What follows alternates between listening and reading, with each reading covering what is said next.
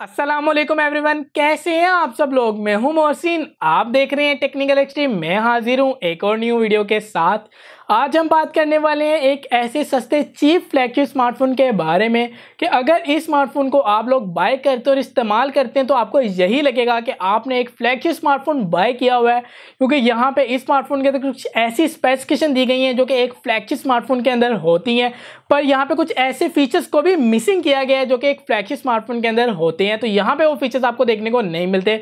For example, अगर आपने S20 ultra use किया हुआ है जो कि एक फ्लैगशिप स्मार्टफोन है, आप लोगों ने अगर उसको यूज़ किया और आप लोग फिर इस पे शिफ्ट होते तो आप लोग ये तो कह सकते हैं कि इसके अंदर आपको परफॉर्मेंस नो डाउट फ्लैगशिप वाली मिल रही है, पर आप साथ ये भी कहेंगे यार इसके अंदर कुछ फीचर्स मिसिंग किए गए हैं, यार इससे बेहतर फीचर्स यहाँ पे होने चाहिए थे, क्योंकि आप लोग इसको फ्लैगशिप स्मार्टफोन कह रहे हैं तो यहाँ पे फ्लैगशिप वाले कुछ फीचर्स नहीं देखने को मिलते। अब फ्लैगशिप स्मार्टफोन का मतलब क्या होता है? फ्लैगशिप स्मार्टफोन का मतलब ये होता है कि इसके अंदर जो चिपसेट है वो तो टॉप एंड फ्लैगशिप हो ही हो, साथ ही जो फीचर्स हो वो भी फ्लैगशिप हो। तो ये टोटली तौर पे तो स्मार्टफोन फ्लैगशिप नहीं है, पर कुछ ऐसी स्पेसिफिकेशन इस स्मार्टफोन के अंदर दी गई हैं जो कि कोई और भी कंपनी इतनी कम प्राइस टैग के अंदर आपको ऑफर नहीं कर रही है, और यही वजह है कि ये एक चीप फ्लैगशिप स्मार्टफोन वाली आपको फेल देने वाला है। और मैं बात कर रहा हूं यहाँ पे Xiaomi के Poco F2 Pro की। अब इस स्मार्टफोन का Xiaomi के फैंस को खासतौर पे पाकिस्तानी मार्केट के अंदर काफी ज्यादा इंतजार था, काफी देर से इंतजार कर रहे थे कि यार कब Xiaomi वाले Poco F2 Pro को पाकिस्तानी मार्केट के अंदर ऑफिशियली अनाउंस करेंगे और इसकी एग्जैक्ट प्राइसिंग के बारे में बताएंगे। तो यहाँ पे Xiaomi वालों ने सारी स्पेसिफिकेशन कंफर्म कर दी, स्मार्टफोन को ऑफिशियली अनाउंस भी कर दिया, प्राइसिंग भी कंफर्म हो गई है। तो आज की इस वीडियो में हम डिटेल में बात करने वाले हैं कि इस स्मार्टफोन की क्या प्राइसिंग निकल के आई है, इसकी क्या स्पेसिफिकेशन रखी गई है, कौन से ऐसे फीचर्स हैं जो कि इस स्मार्टफोन को फ्लैगशिप बना रहे हैं, और कौन से ऐसे फीचर्स हैं जो कि इसके अंदर मिसिंग किए गए हैं जो कि एक फ्लैगशिप स्मार्टफोन के अंदर होने चाहिए। मेरे ओपिनियंस के निकल के आ रहे हैं इस स्मार्टफोन को लेके, सब कुछ हम डिस्कस डिटेल में करेंगे। उन सबसे पहले मैं आपको रिकमेंड करना चाहूंगा कि अगर आप हमारे चैनल पे नए हैं तो हमारे चैनल को सब्सक्राइब कर लीजिएगा। सब्सक्राइब करते साथ ही आपको बेल आइकन का बटन शो हो जाएगा, उसको दबा के ऑल पे जरूर कर लीजिएगा, ताकि फ्यूचर में हमारी कोई भी न्यू वीडियो निकल के आए तो उसके नोटिफिकेशन आपके नोटिफिकेशन पहले बार में पहुंच जाए और आप हमारी डेली वीडियोस को वॉच कर सकें। वीडियो को लाइक कर दीजिएगा, अपने दोस्तों के साथ शेयर कर दीजिएगा। मैं यहाँ पे बात कर रहा हूँ Xiaomi Poco F2 Pro के बारे में। अब इस स्मार्टफोन के अंदर अगर आप डिस्प्ले देखें जो कि इसकी मेन हाईलाइट है, और चिपसेट भी इसकी मेन हाईलाइट है, ओवरऑल कहूँ तो स्मार्टफोन के अंदर काफी ज्यादा मेन हाईलाइट है। डिस्प्ले की तरफ देखें तो यहाँ पे आपको 6.67 इंचेस की सुपर एमोलेड वाली डिस्प्ले वाली स्क्रीन दी गई है। डिस्प्ले यहाँ पे बेजलेस एक्सपीरियंस के साथ है, और यहाँ पे आपको डिस्प्ले का व्यूइंग एक्सपीरियंस काफी ज्यादा देखने को मिलने वाला है, आपको मच बेटर देखने को मिलने वाला है बाकी सब डिस्प्ले से, जहाँ पे आपको पंच होल या ड्यू ड्रॉप देखने को मिलता है। आपको एक क्लीन बेजलेस डिस्प्ले वाला व्यूइंग एक्सपीरियंस यहाँ पे स्मार्टफोन के अंदर दिया जा रहा है, और 87.9% स्क्रीन टू बॉडी रेशियो रखी गई है। बेजल साइड्स के काफी ज्यादा कम कर दिए गए हैं, चिन भी बिल्कुल छोटी कर दी गई है। इस स्मार्टफोन के अंदर आपको 1080p फुल HD प्लस की स्क्रीन रेजोल्यूशन दी गई है, और स्क्रीन पे कॉर्निंग ग्लास 5 की प्रोटेक्शन दी गई है। आपको 500 मैग्नेट ब्राइटनेस को भी रखा गया है स्मार्टफोन के अंदर, तो डिस्प्ले काफी ब्राइट होने वाला है। HDR10 प्लस का भी सपोर्ट दिया गया है, और यहाँ पे सुपर एमोलेड डिस्प्ले होने की वजह से आपको इन डिस्प्ले फिंगरप्रिंट स्कैनर की भी सपोर्ट दी गई है, और यहाँ पे इन डिस्प्ले फिंगरप्रिंट स्कैनर के भी जो स्पीड है वो काफ़ी फास्ट है। यहाँ पे बेजल एक्सपीरियंस होने की वजह से आपको पॉपअप मैकेनिज्म दिया गया है। पॉपअप मैकेनिज्म जो ही आप अपना सेल्फी कैमरा ऑन करते हैं तो जो पॉपअप कैमरा है उससे कि लाइटिंग इफेक्ट यहाँ पे लगाया गया, ताकि आपको पता चल जाए कि आपका पॉपअप कैमरा जो है वो बाहर आ रहा है, जो कि इसको एक कूल इफेक्ट प्रोवाइड करता है। और यहाँ पे आपको जो सेल्फी कैमरा लगाया गया वो 20 मेगापिक्सल का है। अब इससे पहले आपको पॉपअप मैकेनिज्म वाले जो स्मार्टफोन है बजट रेंज सेगमेंट में भी देखने को मिल गए, और यहाँ पे आपको इसके अलावा भी ओप्पो वालों ने आपको ओप्पो रेनो F2 के अंदर जो है आपको प्रोवाइड की पॉपअप मैकेनिज्म में लाइटिंग इफेक्ट। तो इस तरह के जो इफेक्ट्स वगैरह वो तो आपको खैर 50,000 रुपये की प्राइस टैग के अंदर देखने को मिल गए, जो कि Xiaomi वालों ने यहाँ पे इंप्लीमेंट किया है। अब मेरा सवाल Xiaomi वालों से ये है कि अगर एक बंदा 1 लाख या 1 लाख से ज़्यादा खर्च कर रहा है और आप लोग कह रहे हो कि ये स्मार्टफोन एक फ्लैगशिप स्मार्टफोन है, तो यहाँ पे मेरे ख्याल से Xiaomi वालों को इस स्मार्टफोन के अंदर 120 हर्ट्ज का रिफ्रेश रेट देना चाहिए था। अब एक बंदा 1 लाख खर्च भी कर रहा है और ऐसा स्मार्टफोन बाय कर रहा है जिसके अंदर काफ़ी अमेजिंग किस्म की स्पेसिफिकेशन दी गई हैं, पर कुछ स्पेसिफिकेशन पे यहाँ पे कॉम्प्रोमाइज़ किया जा रहा है, तो उसके दिमाग में ये तो आएगा यार कि मैं 1 लाख रुपया भी खर्च करूँ और फिर भी इस तरह की छोटी छोटी स्पेसिफिकेशन जो कि प्रोवाइड की जा सकती थी, जो कि पॉसिबल थी कि स्मार्टफोन के अंदर इंप्लीमेंट कर दी जाती, पर नहीं की। Xiaomi वालों ने यहाँ पे थोड़ा कॉम्प्रोमाइज़ किया और इस चीज़ पे फोकस नहीं किया। एटलीस्ट अगर उन्होंने 120 हर्ट्ज का रिफ्रेश रेट नहीं देना था तो यहाँ पे 90 हर्ट्ज का रिफ्रेश रेट दे देते, पर यहाँ पे आपको नॉर्मल 60 हर्ट्ज का रिफ्रेश रेट दिया गया है। मेरे ख्याल से कि 120 हर्ट्ज या 90 हर्ट्ज का रिफ्रेश रेट इस स्मार्टफोन के अंदर देना चाहिए था, ताकि लोगों का व्यूइंग एक्सपीरियंस और मच बेटर हो सकता है स्मार्टफोन को लेके। और यहाँ पे मुझे डिस्प्ले में कोई इशू नहीं नजर आया, बाकी डिस्प्ले टोटली स्पेसिफाइड है, आपको कलर्स काफी ब्राइट देखने को मिलने वाले। एमोलेड डिस्प्ले तो वैसे भी कोई इशू नहीं आने वाला। व्यूइंग एक्सपीरियंस आपका बाकी तमाम स्मार्टफोन के निस्बत इस स्मार्टफोन के अंदर काफी बेटर होने वाला है। स्मार्टफोन की अगर आप साइड्स की तरफ देखते हैं तो आपको एल्यूमिनियम का फ्रेम दिया गया है। बैक साइड पे आपको फ्रस्ट्रेटेड की ग्लासी बैक दी गई है। फिंगरप्रिंट भी यहाँ पे आपको शो होता है क्योंकि यहाँ पे फ्रस्ट्रेटेड टेक्नोलॉजी को इंप्लीमेंट किया गया है। और गिलास की बैक दी गई है, उस पर भी आपको कॉर्निंग ग्लास 5 की प्रोटेक्शन मिल जाती है।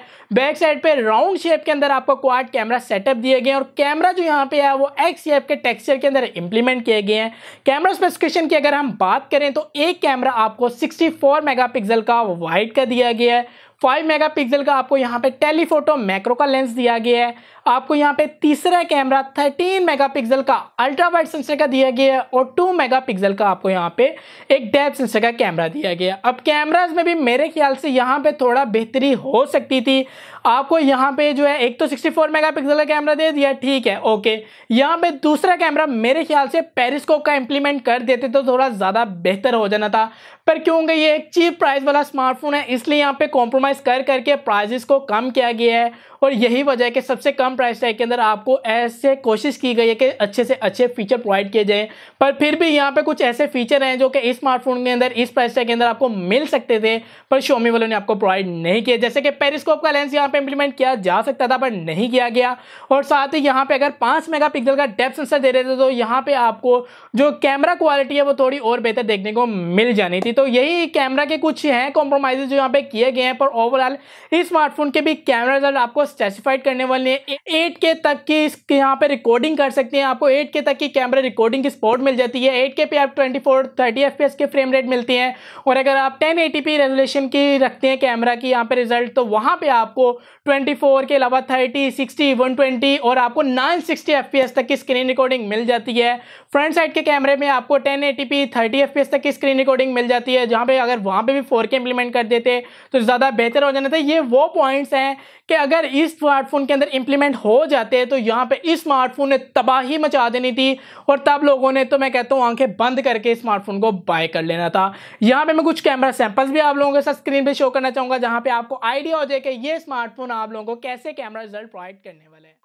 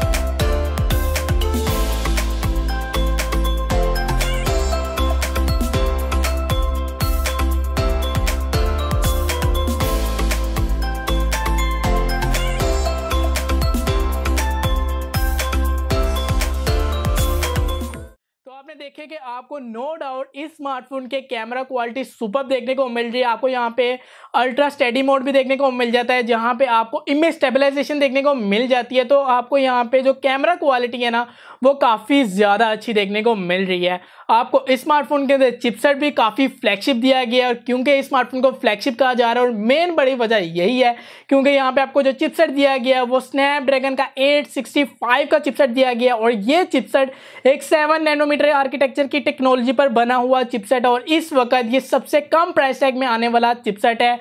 और ये इकलौता मोबाइल है जो कि आपको इतनी कम प्राइस टैग के अंदर स्नैपड्रैगन का 865 का चिपसेट दे रहा है। CPU यहाँ पे आपको ऑक्टा कोर दिया गया है और GPU यहाँ पे आपको एड्रीनो 650 प्रोवाइड किया गया है। एंड्रॉइड 10 की सपोर्ट दी गई है, MIUI 11 दिया गया है। अब Xiaomi वालों का ये पोको सीरीज का एक टॉप एंड का फोन है और ये Xiaomi वालों की पोको सीरीज का एक फ्लैगशिप फोन है। यही वजह है कि इसको Xiaomi वाले कह रहे हैं कि हमारा पोको सीरीज का ये एक फ्लैगशिप फोन है। नो डाउट यहाँ पे आपको परफॉर्मेंस में कोई इशू नहीं आने वाला है। PUBG वगैरह जो सी मर्जी गेमिंग कर लें, कोई लैग वगैरह देखने को नहीं मिलने वाला। और जितनी भी अपडेट्स हैं आपको लेटेस्ट अपडेट जो ही कोई भी अपडेट रोल आउट आती है आप लोगों को स्मार्टफोन के अंदर देखने को मिलेगी। MIUI 12 आएगा सबसे पहले स्मार्टफोन के अंदर आपको अपडेट रोल आउट होगी, तो यहाँ पे अपडेट के हिसाब से भी आपको कोई इशू नहीं आने वाला। कूलिंग मैकेनिज्म को भी यहाँ पे इंप्लीमेंट किया गया। आपको याद हो कि रेडमी के नोट 8 प्रो के अंदर कूलिंग मैकेनिज्म को लगाया था कि जो कि काफी अच्छा परफॉर्म कर रहा था, पर उससे काफी दर्जे बेहतर यहाँ पे कूलिंग मैकेनिज्म को इंप्लीमेंट किया गया। और यहाँ पे जो Antutu बेंचमार्क का स्कोर है वो भी काफी ज्यादा है। यहाँ पे आपको 5,79,983 स्कोर निकलता है, जो कि मुझे लग रहा है तकरीबन 6 लाख के स्कोर को इसने हिट कर लेना, पर अभी तक का स्कोर जो मैंने आपको बताया वो ये निकल के आया। और ये स्मार्टफोन का स्कोर देखा जाए तो काफ़ी ज़्यादा है। इस स्मार्टफोन के 2 वेरिएंट्स जो हैं वो ग्लोबली लॉन्च किए गए हैं। एक आया 6GB रैम 128GB स्टोरेज के साथ और ये DDR LPD4 रैम के साथ है। और हमारे पाकिस्तान के अंदर जो वेरिएंट आया है वो DDR LPR5 रैम के साथ है और वो 8GB रैम 128GB स्टोरेज के साथ है। और जो वेरिएंट पाकिस्तानी मार्केट में एक तो वो रैम में भी ज़्यादा है और साथ उसकी जो रैम की स्पीड है वो भी आपको DDR5 वाली देखने को मिलती है, तो यहाँ पे रैम की स्पीड भी काफ़ी ज़्यादा आई है। वेरिएंट यहाँ पे एक ही आपको देखने को मिला, मैंने आपको बताया 8GB रैम 128GB स्टोरेज वाला। और इसकी प्राइसिंग रखी है पाकिस्तानी मार्केट में तकरीबन 1,08,000, जिस पे अभी सेल लगी थी तो 8,000 का डिस्काउंट लग रहा था। आगे भी अगर 10 पे सेल लगी तो आपको 8 या 4,000 का और डिस्काउंट देखने को मिलेगा। Xiaomi वाले कह रहे हैं कि हम इसकी फर्दर सेल लगाएंगे, पर ये जो स्मार्टफोन है अभी पाकिस्तान में इस साल तो लिमिटेड स्टॉक में आएगा, क्योंकि वो देखना चाहते हैं कि पाकिस्तानी मार्केट के अंदर ये स्मार्टफोन जो है कितना ज़्यादा सेल होता है और उनकी पोको सीरीज कितनी हद तक सक्सेसफुल होती है पाकिस्तानी मार्केट के अंदर। और इस स्मार्टफोन की एक अच्छी बात यह भी है कि यहाँ पे आपको UFS 3.1 की लेटेस्ट स्पीड स्टोरेज दी गई है। अब जिनको UFS वगैरह का नहीं पता वो कंफ्यूज होता है कि यार eMMIC क्या है, UFS क्या है, तो उनको आसान लफ्जों में कहूँगा कि अगर आपने कंप्यूटर यूज़ किया है और थोड़ी बहुत नॉलेज है तो समझे कि कंप्यूटर के अंदर जो हार्ड ड्राइव होती है ना, आपकी नॉर्मल हार्ड ड्राइव, वो eMMIC है। और जो अगर आप उस हार्ड ड्राइव को रिप्लेस करके SSD लगा दें तो वो UFS है यहाँ पे मोबाइल की। अब यहाँ पे SSD लगाने से क्या होता है, कंप्यूटर में आपकी लोडिंग टाइम बहुत कम हो जाता है और आपकी चुटकियों में जो है विंडो लोड हो जाती है। सेम यही है, यहाँ पे आपकी ऐप लोडिंग टाइम काफ़ी ज़्यादा कम हो जाएगा और आपके फ़ौरन ऐप एक क्लिकिंग पे आपकी फ़ौरन ऐप खुलेगी। तो यहाँ पे आपकी रैम ऑप्टिमाइजेशन तो बेहतर होगी, आपकी स्टोरेज ऑप्टिमाइजेशन भी स्मार्टफोन के अंदर काफ़ी बेहतर होने वाली है। इस स्मार्टफोन के अंदर आपको 4700 mAh की बड़ी बैटरी दी गई है और इसके साथ आपको चार्जर 30 वोल्ट का दिया गया है, जो कि क्विक चार्ज 4+ को सपोर्ट करता है। तो यहाँ पे आपको चार्जर भी काफ़ी फास्ट देखने को मिल रहा है। ये ओवरऑल स्पेसिफिकेशन है पोको F2 Pro की, जिसके हिसाब से मैं देखूं तो आपको इस प्राइस टैग के अंदर ये पहला ऐसा स्मार्टफोन है पाकिस्तानी मार्केट के अंदर जो कि फ्लैगशिप चिपसेट तो प्रोवाइड कर ही रहा है, उसके अलावा 8K तक की स्क्रीन रिकॉर्डिंग और काफ़ी अमेजिंग स्पेसिफिकेशन प्रोवाइड कर रहा है। पर यह याद रखा जाए कि ये स्मार्टफोन टोटली तौर पे एक फ्लैगशिप स्मार्टफोन नहीं है, क्योंकि काफ़ी ज़्यादा फीचर्स को मिसिंग किया गया है। जैसे कि आपको यहाँ पे 120 हर्ट्ज का रिफ्रेश रेट नहीं देखने को मिलता, इसके अलावा आपको फ्रंट कैमरे में भी 4K की स्क्रीन रिकॉर्डिंग नहीं मिलती, इसके अलावा रिवर्स चार्जिंग की सपोर्ट नहीं मिलती। तो मतलब काफ़ी ज़्यादा फीचर्स हैं जो स्मार्टफोन के अंदर मिसिंग किए गए हैं, क्योंकि इस स्मार्टफोन की प्राइसिंग काफ़ी कम रखी गई है। अगर Xiaomi वाले यहाँ पे 90,000 इसके प्राइस रख देते ना, तो यहाँ पे जो फीचर मैं गिनवा रहा हूँ वो भी डालने की जरूरत नहीं थी और लोगों ने आंखें बंद करके स्मार्टफोन को बाय कर लेना था। पर मेरे ख्याल से अगर कोई 1 लाख खर्च रहा है तो उसको ये स्मार्टफोन अगर वो बाय करे तो ये स्पेसिफिकेशन, ये फीचर्स Xiaomi वालों को देने चाहिए था। पर अभी भी यहाँ पे काफ़ी सॉलिड स्पेसिफिकेशन दी गई है। No doubt one of the best smartphone है ये अपनी प्राइस टैग के अंदर। पर यहाँ पे आपको एक मसला, जो मेजर मसला ये देखने को आने वाला है कि Xiaomi वाले जो है उनके पोको F सीरीज अभी पाकिस्तानी मार्केट के अंदर ऑफिशियली अनाउंस हुई है, तो यहाँ पे इनकी रीसेल वैल्यू आपको इतनी ज़्यादा हाई देखने को नहीं मिलने वाली जैसे आपको देखने को मिलती है आईफोन वालों की, हवावे वालों की, या फिर आप लोगों को सैमसंग वालों की देखने को मिलती है। वो इसलिए है कि यहाँ पे अक्सर लोग यही सोच के स्मार्टफोन को बाय नहीं करते कि यार हम इस स्मार्टफोन को बाय करेंगे तो इसको जब हम रीसेल करेंगे तो हमें लॉस अच्छा खासा हो जाएगा। तो यही वजह है कि आप लोग बाय नहीं करते। तो इसी वजह से एक तो रीसेल वैल्यू यहाँ पे नहीं बढ़ रही, लोग बाय नहीं करते और सोचते रहते हैं और लेते नहीं, तो रीसेल वैल्यू के चक्करों में तो इसलिए यहाँ पे रीसेल वैल्यू भी नहीं बढ़ रही, क्योंकि जितनी ज़्यादा फ़ोन की डिमांड होती है उतनी ज़्यादा रीसेल वैल्यू भी होती है। और नंबर 2 बात कि अगर आप एक ऐसे बंदे हैं कि जो स्मार्टफोन को लॉन्ग टाइम के लिए यूज़ करना चाहते हैं और उसको प्रॉफिट और लॉस से कोई फर्क नहीं पड़ता, वो यही चाहता है कि मैं जो स्मार्टफोन ले रहा हूँ ना वो मेरे 3-4 साल इजी निकाल दे, मुझे कोई इशू नहीं है, तो आप लोगों के लिए ये स्मार्टफोन तो हाईली रिकमेंडेड है, खासतौर पर अगर आप एक फ्लैगशिप स्मार्टफोन ढूंढ रहे हैं कम प्राइस के अंदर। पर अगर आप एक ऐसा बंदा है कि आप लोग कहते हैं कि यार मैंने 3-4 माह में ना हर कंपनी के फ्लैगशिप स्मार्टफोन यूज़ करने होते हैं, मुझे शौक है कि मैं फ्लैगशिप स्मार्टफोन देखूँ और देखूँ कि कंपनी क्या क्या न्यू इन्वेंशंस कर रही हैं, और मैं ये भी चाहता हूँ कि मैं जब स्मार्टफोन को रीसेल करूँ तो मुझे लॉस ना हो, तो यहाँ पे आप देखें कि पोको का अगर F2 Pro आप लोग बाय कर लेते हैं तो यहाँ पे आपको लॉस होने के चांसेस हैं। उस वक्त सिर्फ आपको लॉस नहीं हो सकता कि अगर आप किसी ऐसे बंदे को पोको F2 Pro बेच दें जिसको पता हो कि पोको F2 Pro की एक्चुअल में मार्केट वैल्यू क्या है, और Xiaomi वाले जो हैं वो एक ब्रांड है, क्योंकि अक्सरियत ऐसी है पाकिस्तान में जो लोग यही समझते हैं कि Huawei, एप्पल और जो सैमसंग है वो ब्रांड है, बाकी सारी चाइनीज़ कंपनी है उनके स्मार्टफोन इतने बेस्ट नहीं होते। पर हकीकत इसके बरक्स कुछ और होती है, वो यूट्यूब वगैरह नहीं देखते, तो यही वजह है कि उन लोगों के दिमाग में ये और रीसेल वैल्यू जो है स्मार्टफोन की थोड़ी कम है। पर आइंदा आने वाले वक्तों में इसकी रीसेल वैल्यू काफ़ी ज़्यादा होने वाली है, क्योंकि अब पोको वालों के आगे आइंदा जितने भी स्मार्टफोन आएंगे वो पाकिस्तानी मार्केट में भी अवेलेबल किए जाएंगे। पहले यही होता था लोग इंपोर्ट करते थे और फिर PTA वगैरह का आपको पता रोलो आ गया था, तो रोला आने की वजह से यहाँ पे आप लोगों को टैक्स वगैरह पे करने पड़ते थे और आपको काफ़ी महंगा स्मार्टफोन पड़ता था। पर अब इस तरह का कोई इशू नहीं आ रहा। सारे स्मार्टफोन कंपनीज यही कोशिश कर रही हैं कि जो स्मार्टफोन पाकिस्तानी मार्केट में अभी नहीं भी आते वो भी यहाँ पे आए, क्योंकि अब यहाँ पे टेक की तरफ काफ़ी ज़्यादा रुझान बढ़ गया। तो यही मेरे ओवरऑल एक्सपीरियंस थे Xiaomi Poco F2 Pro के रिलेटेड, यही इसकी स्पेसिफिकेशन थी, मेरे ओपिनियन यही निकल के आए थे कि ये स्मार्टफोन नो डाउट एक फ्लैगशिप स्मार्टफोन की हद तक आपको फील तो प्रोवाइड करता है, पर टोटली फ्लैगशिप आप स्मार्टफोन को नहीं कह सकते। मुझे इजाज़त दें, मैं हूँ